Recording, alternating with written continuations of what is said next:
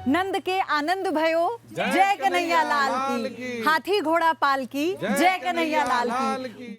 बहुत स्वागत है आप सभी का श्री कृष्ण भगवान के जन्मोत्सव में न्यूज नेशन के साथ, क्योंकि न्यूज नेशन ने भगवान के जन्म की तैयारी कर ली है, उनके पसंदीदा प्रसाद बनाकर तैयार कर लिए हैं और साथ ही उनके लिए साजो श्रृंगार भी तैयार कर लिया है। तो क्या आपने तैयारी कर ली है? अगर नहीं की है तो आप बिल्कुल मत चिंता कीजिए, क्योंकि आपके बाल गोपाल के लिए, आपके श्री कृष्ण भगवान के लिए हम आपके साथ हैं और हमारे साथ आप अपने भगवान के स्वागत के लिए, श्री कृष्ण के स्वागत के लिए तैयार हो जाइए। और जो पूजा पद्धति आज हम आपको बताने वाले हैं वो आपके लिए बहुत महत्वपूर्ण है। उनके श्रृंगार से लेकर पूजा की सामग्री तक, उनके प्रसाद से लेकर मंत्रोच्चार तक, सब कुछ आज आपको हम बताने वाले हैं। और मेरे साथ आपके लिए स्टूडियो में इस वक्त मौजूद हैं पंडित डॉक्टर राजकुमार शास्त्री जी। बहुत बहुत स्वागत है राजकुमार शास्त्री जी। आप प्रणाम।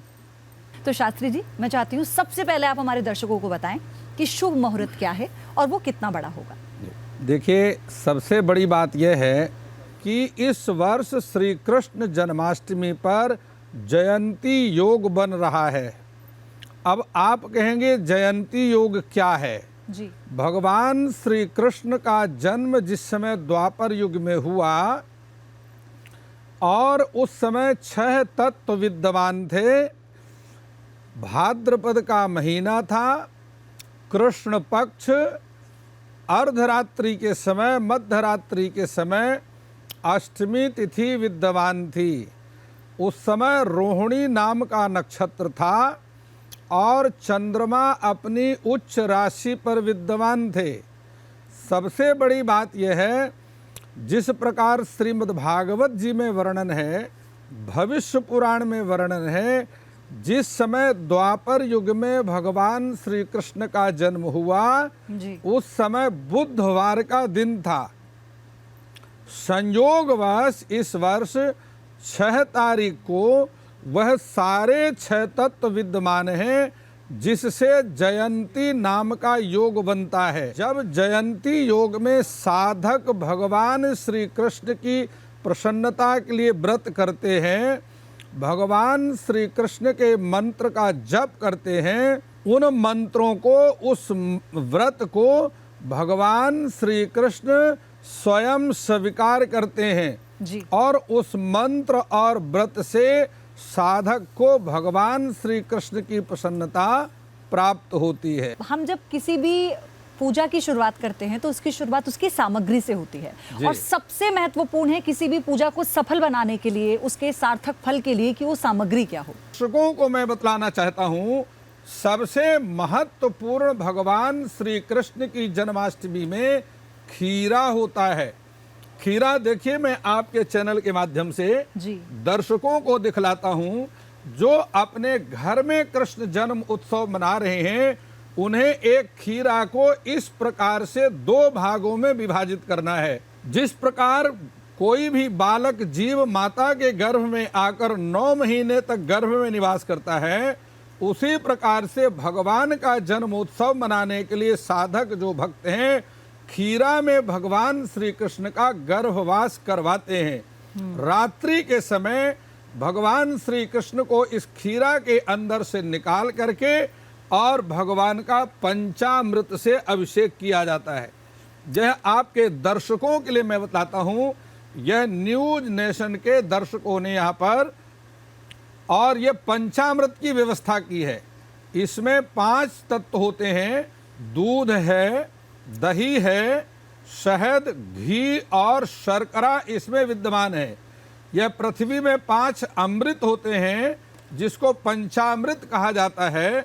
इस पंचामृत के द्वारा भगवान श्री कृष्ण का विष्णु सहस्त्रनाम का उच्चारण करते हुए अथवा शुक्ल यजुर्वेद में वर्णित पुरुष सूक्त का उच्चारण करते हुए मध्यरात्रि के 12 बजे भगवान श्री कृष्ण के जन्म से और उनका अभिषेक किया जाता है।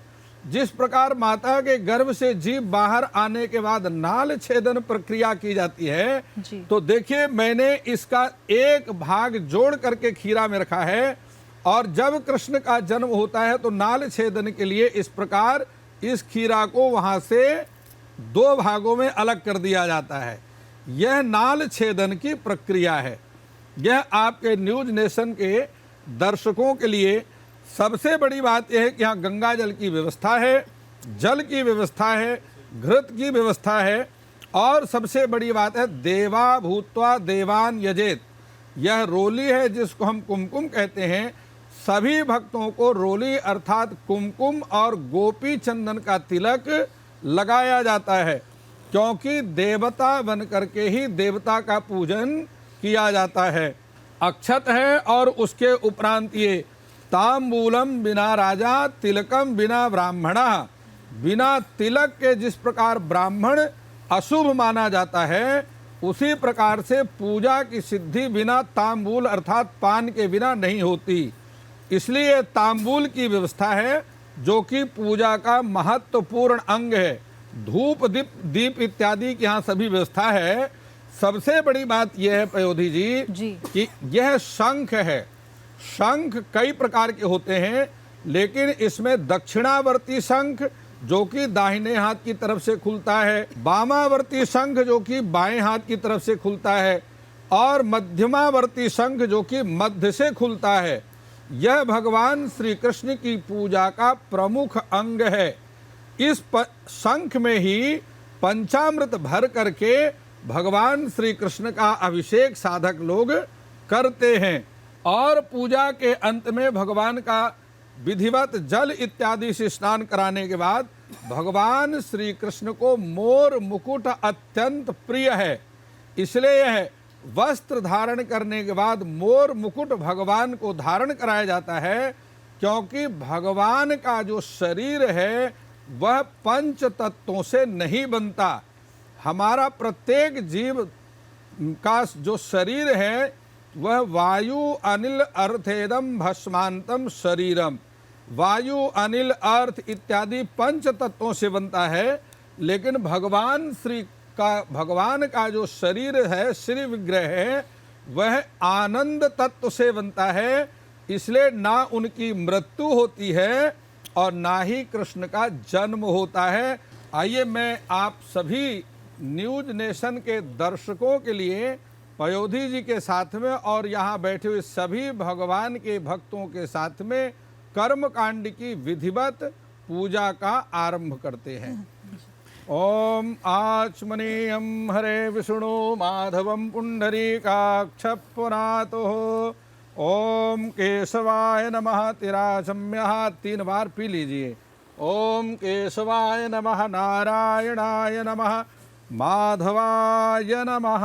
हस्त प्रक्षाल्य ऋषिकेशाय गोविंदाय मधुसूदनाय नमः।